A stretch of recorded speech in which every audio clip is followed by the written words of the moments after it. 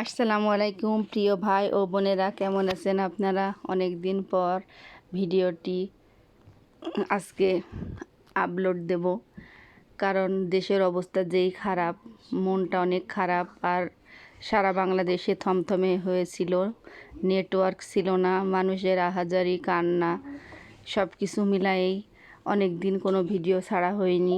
তাই আজকে এই ভিডিওটি করলাম।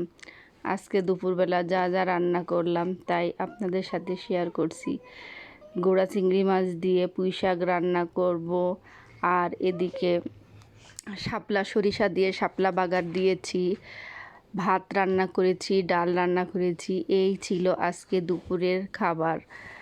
সবাই আপনারা হয়তোবা অনেক ভালো আছেন, কিন্তু মনটা অনেক খারাপ। চারিদিকের এই থমথমা অবস্থায় অনেক খারাপ। বাচ্চাদের স্কুল নাই, পরীক্ষা হচ্ছিল, পরীক্ষাও স্থগিত হয়ে গিয়েছে। কবে যে স্কুল খুলবে, বাচ্চাদের পড়াশুনোর অনেক ক্ষতি হচ্ছে।